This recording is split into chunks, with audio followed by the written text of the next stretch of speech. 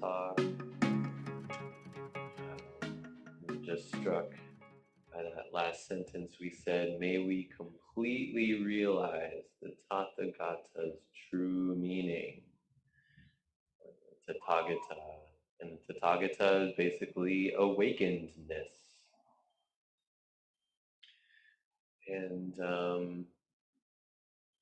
you know, I put my money on Zen and Sesshin and intensive Zazen as a really good way to do that, to completely realize the true, authentic, robust, unquestionable meaning of awakened living. And yeah, pat yourselves on the back a little bit. Be proud. Um, yeah, I'm going to read something from Dogen, one of our Zen masters, and later on he talks about like, yo, you're pretty cool for coming to do this. There aren't many people that do. So whenever it's really hard and whenever it's really boring and whenever it maybe even feels a little disappointing, um, just remind yourself that you are using this fleeting time to completely realize the Tathagata's true meaning. That's pretty cool. Gives me a little little boost, a little morale boost. Because we could be watching TV, we could be hanging out with friends and talking about shoes and politics and, you know, chasing instant gratification. But I don't think that's the true meaning of awakenedness. Yeah, so thank you. Thank you all. I'm really touched and inspired and moved when there's other people who want to embark on that journey. Because I know I do. I really do. So take this seriously. Something's been coming up a lot. It actually started with the last talk that Kosei gave. She mentioned the 8 awarenesses, or the 8 means to enlightenment. She mentioned them, and then they came up, I think, in another talk. Maybe Lev mentioned them, or one of the one of the guest speakers, or maybe Kyoshin said something about it. And then it showed up again in another talk or conference that I was at, and I was like, okay, I guess we should really look at these. So hopefully, maybe you can take a look at Kosei's talk when she talked about them. And then I thought, there's 8 awarenesses, and I have 4 days of Dharma talks to fill. So I thought we would do 2 each day and hopefully get a little more intimate with what these are. So yeah, the 8 awarenesses were basically the final words or the final teachings of the Buddha himself on February 12th or 15th. 15th, February 15th at midnight, according to Dogen. The Buddha's on his deathbed, and he's like, quick, before I die, let me just holler at you with a few final teachings. And then, of course, Dogen, who lived between 1200 and 1253. So we're talking, 1700 years after the Buddha. Wow, this thing is old, man. This thing stands the test of time. Man. So yeah, 1700 years after the Buddha, 800 years before us, Dogen was also not feeling well and in his last days. And he decided to, um, you know what they say, the best artists borrow or steal. And so he kind of decided to piggyback on the Buddha's eight awarenesses. And so he shared them with his congregation towards the end of his life as well. So these must be pretty important. So I think this is just like a paraphrased or excerpted version of Dogen's um, expounding of Buddha's eight awarenesses, the final teaching. So he starts, all the various past Buddhas were enlightened beings.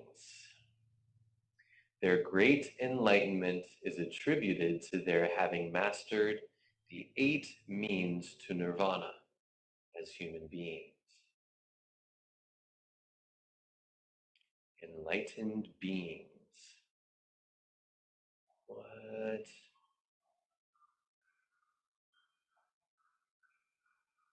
I hope you feel confident that you have every right and every access to being an enlightened being. These eight means were clarified by the Buddha Shakyamuni himself in his final teaching before he entered parinirvana. And parinirvana, I think, is just the word for when an enlightened being dies and then enters into this eternal, perfect nirvana place. Zen doesn't really talk about that too much. We're a little more interested in closing the gap between samsara and nirvana. There are other Buddhisms that really talk about like you can conquer and leave samsara and enter into this other place called nirvana. But from our perspective and in my personal experience, to be an enlightened being, I think includes seeing that those two things are not exactly different. Suffering and enlightenment, samsara and nirvana. Sounds pretty conceptual to me to say, this is the bad place and I'm going to go to the good place. So I encourage you to die and go to parinirvana in every moment of your life. All right, and then he jumps right in. So the first of these means is freedom from greed. Freedom from greed. I love that he doesn't say, or at least this translation doesn't say, don't be greedy. That sounds a little puritanical, a little bit, um, I don't know, self-degrading. Don't be greedy. No, he's saying freedom. Be free from greed. And of course, the three poisons, according to Buddhist doctrine, are greed, anger, and ignorance. So he's hitting one of the fundamental poisons here. Freedom from greed. This results in freedom from the five desires. Yeah, I want to stay with this difference between freedom from greed and don't be greedy. Because, at least in my experience, when I try to just not be greedy, it does not work. Greed is just a thing that's going to come up. Especially, we talk about greed in our culture like excess. the corporate greed where they can never have enough, and 3 private jet planes, and fancy food. But I think from a Buddhist perspective, and he kind of alludes to this when he says freedom from the 5 desires, greed kind of means wanting anything else but just this. So that could be a nap when I've been sitting all day.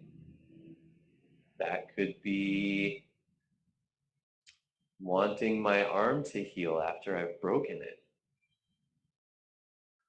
If you really strip it down, if you really look at desire as far as you can go, then even wanting food when you're hungry is greed. Wanting anything that's different from just this is a poison. And yet, the Buddha discovered the middle way by eating. He was starving.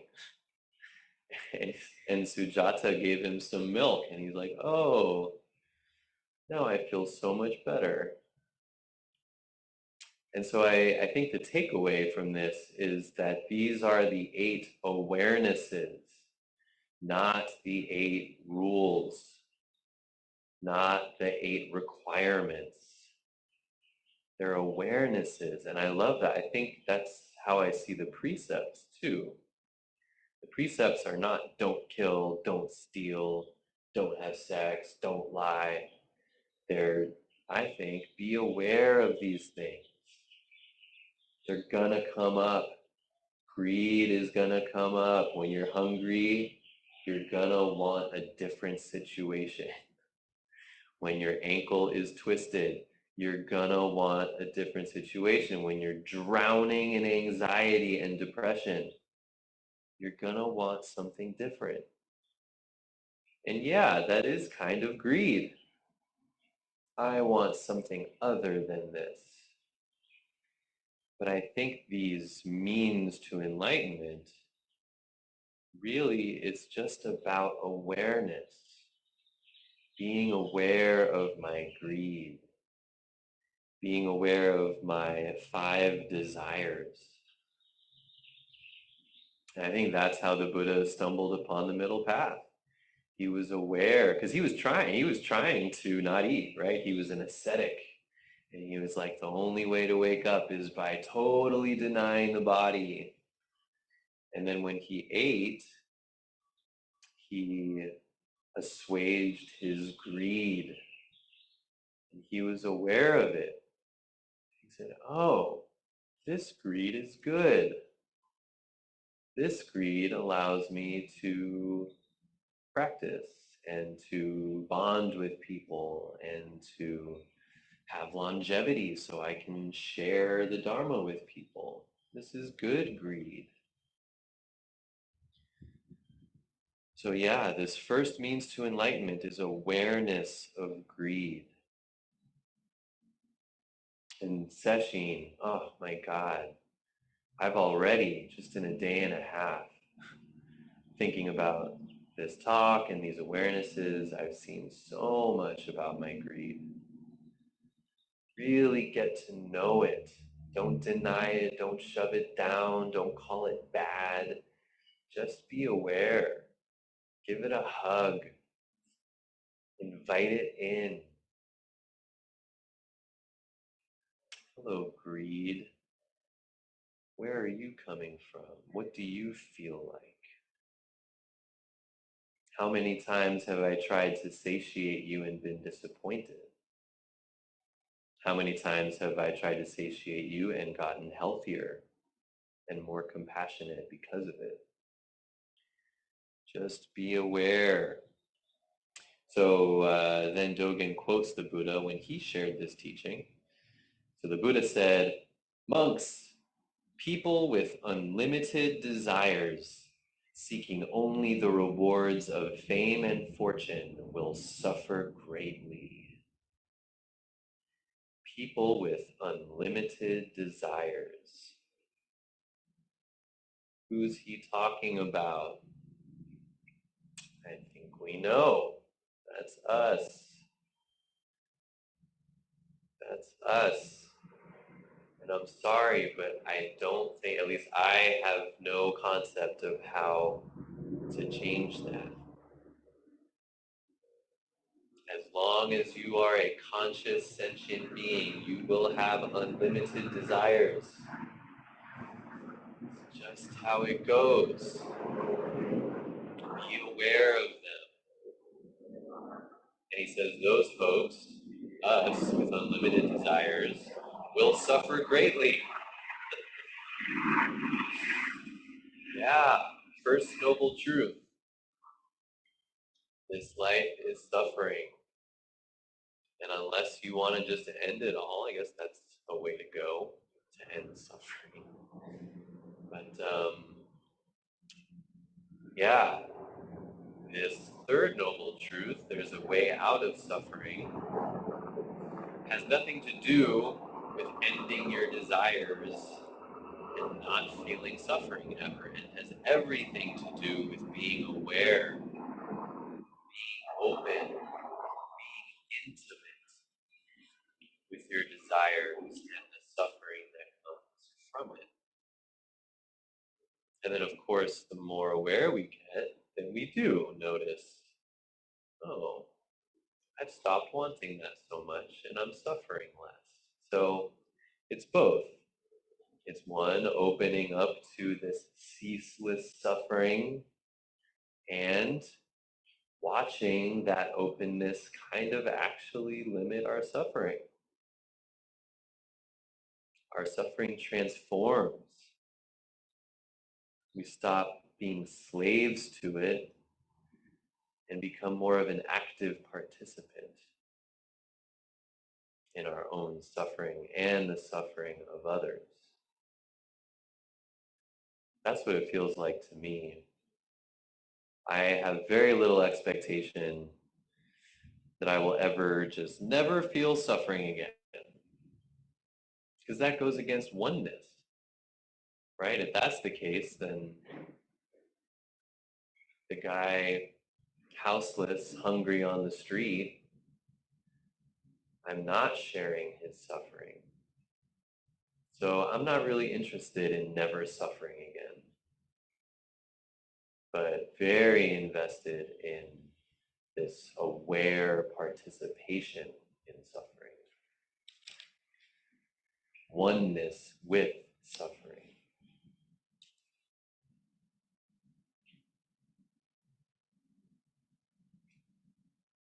And that's kind of the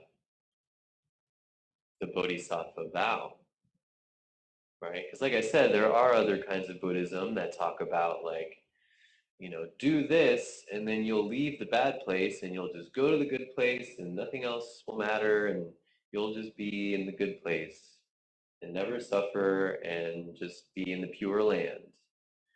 And maybe so. Maybe that's great. But in Zen and other Mahayana traditions, we really prioritize this Bodhisattva vow, which is to stay engaged in the suffering, my own and others, to see awakening and suffering as two partners in a dance, two sides of a coin.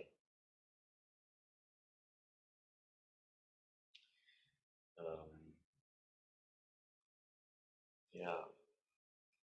So, yeah, these unlimited desires, seeking the rewards of fame and fortune, and all the other things. Really get to know your desires. Fame and fortune are like obvious. But yeah, I want a nap. I want to be in better shape. I want to be young again. I want to not be lonely. Um, get to know those. Be aware. Be aware and be a friend to your desires.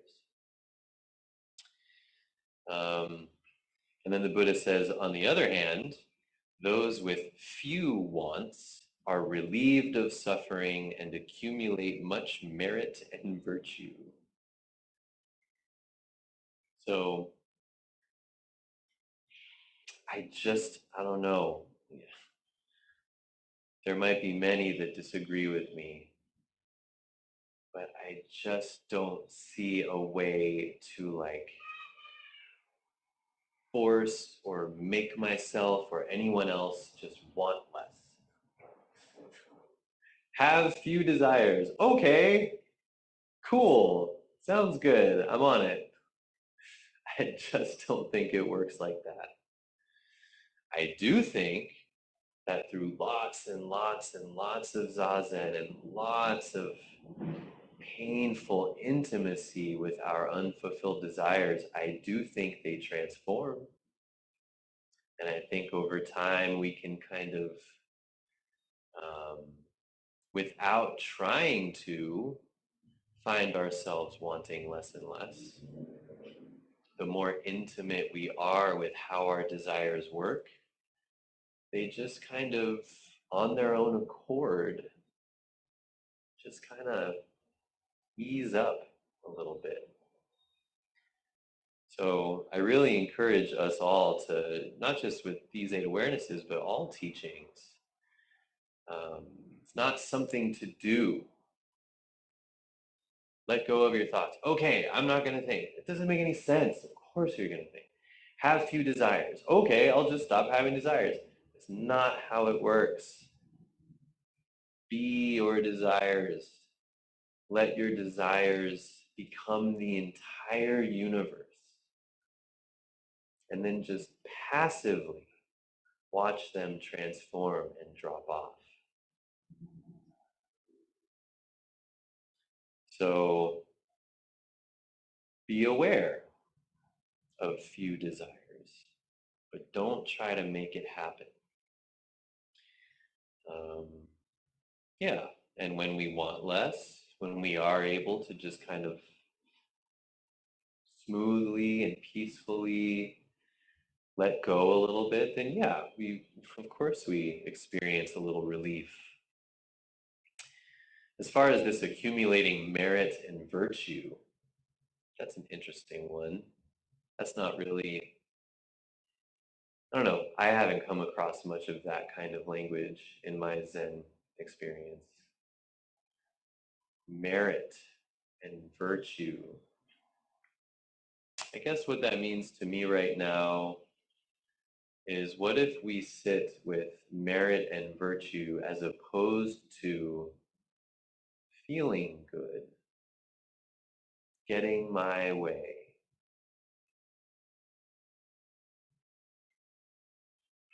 What if my life was about doing good for others, living a virtuous life as opposed to a happy or peaceful or fulfilled life?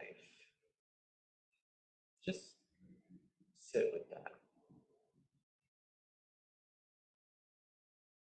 Kind of seems to shift the focus of my life away from me. And something tells me that might bring relief of suffering. Unaffected by greed, those in the latter category, those who have few wants, are neither slaves to the wishes of others nor of their own five sense organs. So yeah, I think that's important language. They're not slaves, right? So it's not about not having desires. It's about not being slave to them. And yeah, just notice here in Sesshin how your relationship to your desires and greed changes. Just a little bit of silence. Yeah, so not being slave to not only the things I want, but to the wishes of others. That's an interesting one. How about that for greed? I want people to like me. I want you all to just be enlightened by my talk right now. I want people to know what I'm about. I want people to understand me. I want to please people, all this stuff. Our greed is not just about what I want, but it's about giving others what they want. That's not necessarily being of service. So yeah, with few desires, these people gain clarity and quiescence of mind and will unquestionably attain nirvana. So I'm not so interested in attaining nirvana, but yeah, just reading this. I'm talking too much, but just reading this, unaffected by greed, those with few desires are neither slaves to the wishes of others, nor of their own five sense organs. They gain clarity and quiescence of mind and will unquestionably attain nirvana. I don't know. When I read that, it shifts something in me. The second awareness, or means to enlightenment, is satisfaction. Satisfaction. And this is very related to greed, obviously. Um, that is to say, to be fully quenched by whatever one is given. So, again, I really hope that you don't walk away from this or any teaching saying, I should be satisfied. I'm just going to be satisfied. It won't work and it will backfire and you will resent the Dharma. Rather, just be aware. Awareness is, I'm aware of satisfaction. What would that look like? What does it feel like in my body when I'm satisfied? Where is my breathing when I'm satisfied? What does it feel like and where is my breathing when I don't feel satisfied? Get to know your satisfaction and your dissatisfaction. Fully quenched by whatever one is given. Yeah, that'd be nice. It's like in the Gate of Sweet Nectar, we say, being one with the Buddhas in the wisdom spheres, throats are opened, and eating and drinking fully satisfied. So yeah, with deeper intimacy with our greed and our dissatisfaction, we gain wisdom. We gain wisdom. We learn how they work. We learn their triggers. We learn their behaviors, not in a conceptual way, in a very experiential way, in a physical way. Psychology and therapy are great for conceptual understanding, and that's super important, and we should do that too. But lots and lots of zazen is intimacy, not knowing, but being. So, yeah, being one with wisdom, gaining wisdom about ourselves, throats are opened, and eating and drinking fully satisfy.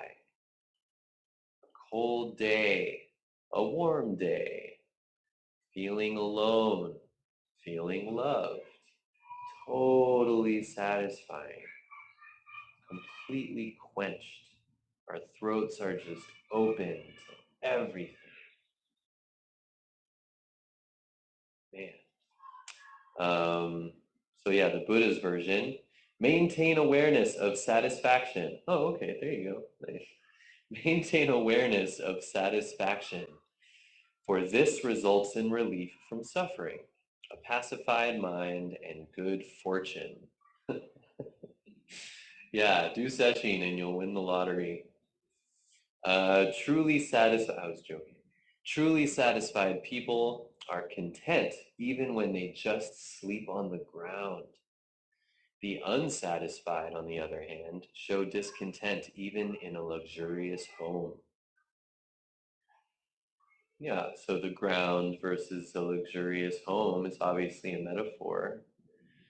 Um, I very often feel like I'm sleeping on the ground in terms of, you know, success with my music, or having enough friends, or feeling lonely, totally unsatisfied. When in reality,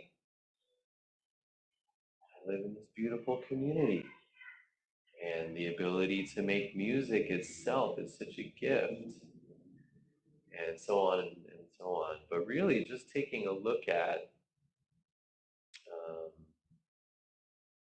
why and when and how and where I feel unsatisfied, and just feel it. Just be intimate with that, and then you might be able to see luxurious homes in places you didn't think was possible. The Buddha says generally the latter kind of person, uh, the unsatisfied in their luxurious home, that person is thought to be rich and the former poor. Yeah, we think if you have a lot of things, um, then you must be happy. Look at all fucking social media. Good God. Here's a way for you to convince people that you are happy. And when you're unhappy, you'll feel better when you post something saying you are. Oh, it's just madness. It's just madness. Makes me angry. Um, so yeah, take a look at that. Be aware of that. I'm only satisfied when there's things in the right place and when people know about it. Um, and the amount of completely awakened people I've met, most of whom have probably never even heard of Buddhism or sat in meditation in their life. But like I think of Doris Presley, who ran the volunteer crew that I volunteered with weekly in Los Angeles many years ago. We were doing food distribution for the unsheltered. And Doris Presley was like 83 years old, basically blind, um, a life of segregation and racism and abusive husbands, and now lives alone. She's probably not alive anymore, but lived alone in Inglewood and took the bus every Sunday to Hollywood to wrangle volunteers and hobble around and wash dishes by herself and run the whole thing just to hobble back to the bus and take the bus back to Inglewood at 8 p.m. And she never, ever didn't have a smile on her face or be present for someone, or never didn't answer someone's question or give someone a break, or when all the college kid volunteers left before dishes so that she had to do them all by herself. She was just, doo, doo, doo. Man, that is awareness of satisfaction. Good God. So, yeah, first two awarenesses: greed, freedom of greed, and satisfaction. Don't think about it. Don't make that some kind of, object of your meditation. Just kind of let that sink in. Let it do whatever it does to your body and mind, and just be with your breath. Super simple, super simple. And the awareness will arise. You don't have to make anything happen. Just keep it simple and keep on going.